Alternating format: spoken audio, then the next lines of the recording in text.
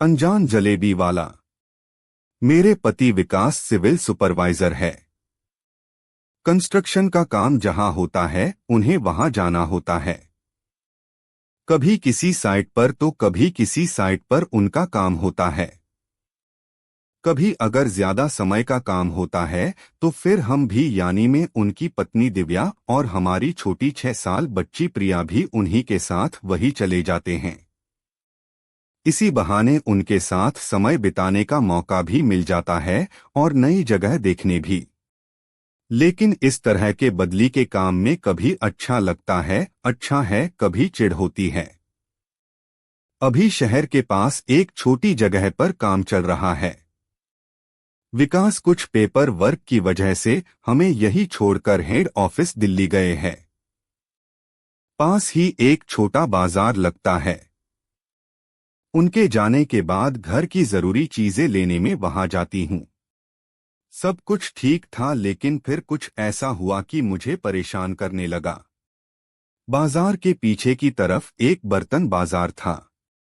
जब मैं वहां गई तो तब एक जलेबी के ठेला वाला था। वो हमें ऐसे देख रहा था जैसे हमें जानता हूं। वो दिखने में कोई 48 से 50 का होगा। जब मैं वहां बैठी कुछ सामान खरीद रही थी तब वो वहां आए और हमें जलेबी दी। मैंने सोचा ले लेती हूं, शायद इसलिए ही वो कब से देख रहे थे। मैंने वो जलेबियां लेकर पैसे दिए लेकिन उन्होंने पैसे लेने से मना कर दिया। फिर वो मुझे बोले, मैडम आप यही रुकना, मैं आता हूं। बिहेवियर तो अच्छा था लेकिन एक अनजान शख्स से मुझे बात करना ठीक नहीं लगा, इसलिए मैं वहां से निकल गई। मैं उस बात को भूल गई, ऐसा भी कुछ याद रखने लायक उसमें था नहीं।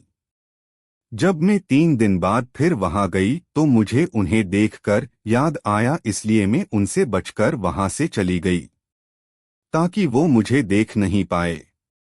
मैं अपना काम खत्म करके घर चली गई। मैंने घर पहुंचकर दरवाजा बंद किया था। तभी दरवाजे की बेल बजी। मैंने जाकर दरवाजा खोला और मैं देखकर डर गई। दरवाजे पर वही ठेला वाला जलेबी वाला था। उसे देखकर मैं घबरा गई और उसके कुछ बोलने के पहले ही मैंने बोला, क्या काम है, तुम मेरा पीछा कर रहे हो? बुलाओ किसी को, दोबारा यहां दिखना मत। मेरे जोर से बोलने और गुस्से से वो डर गया और घबराकर भाग गया। मैंने कभी किसी को इस तरह बोला नहीं था, लेकिन मुझे ऐसा करना पड़ा। यह बात मैंने विकास को बताई। उन्होंने बोला कि मेरे आने तक ख्याल रखो और मार्केट जाना मत, मैं आकर देखता हूं। विकास 3 दिन बाद ही आने वाले थे। विकास जब आए तब अगले दिन हमारा फिर बाजार जाना हुआ।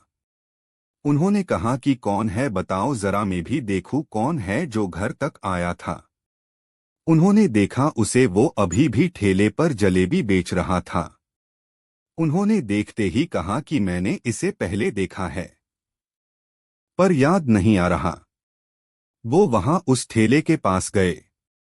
उन्हें देखते ही वो पहले खुश हुआ और फिर बोला, साहब आप मुझे गलत मत समझना, मैं आपका पीछा नहीं कर रहा हूं। विकास बोले कि मैंने पहले कहीं देखा है तुम्हें। वो ठेले वाला बोला, हाँ साहब, मैं उस दिन भी आपसे ही मिलने आया था पर मैडम मुझे गलत समझ गई। आपका एहसान है मेरे पर, बस उसी का शुक्रिया करने आया था। विकास का काम ऐसा है कि उसे बहुत काम करने वालों के साथ मिलना होता है, इसलिए उसे शुरू से ही लगा कि उसने उन्हें पहले भी कहीं देखा है।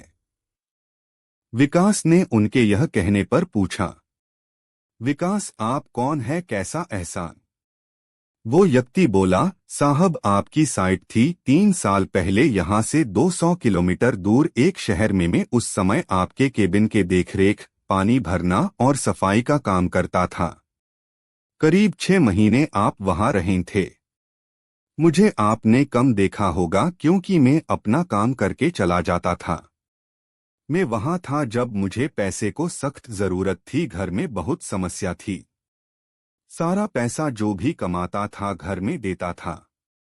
खाने का भी पैसा नहीं बचता था। कई दिनों तक तो काम चलाया, लेकिन फिर एक दिन भूखा था तो आपका डब्बा दिखा।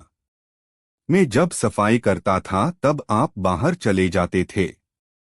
एक दिन मुझे भूख लगी तो मैंने आपके डिब्बे से एक रोटी निकालकर खा ली। ऐसा ही फिर मैं करने लगा, आपकी एक रोटी से मैं पूरा दिन निकाल लिया करता था।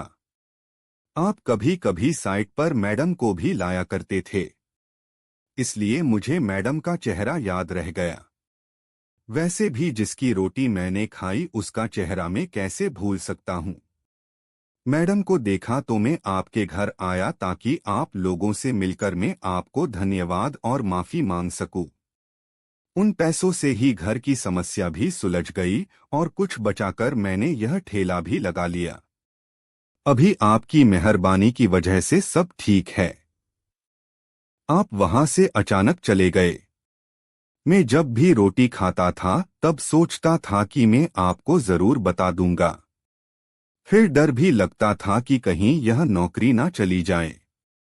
अभी सब ठीक है तो मैंने आपको यह बता दिया। मनोज भी एक अच्छा इंसान था।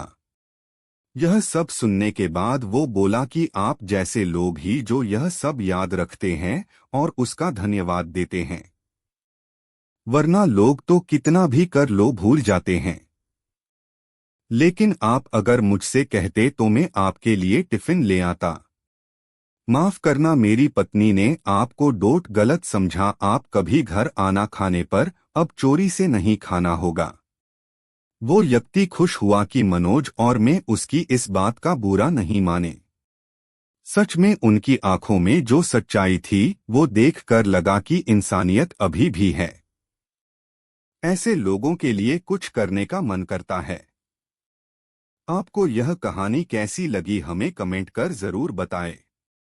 इसी तरह की अच्छी कहानियां आप यहां पर पढ़ सकते हैं। यहाँ उपस्थित शिक्षाप्रद कहानियां आपका मनोरंजन करने के साथ दिशा भी देंगी।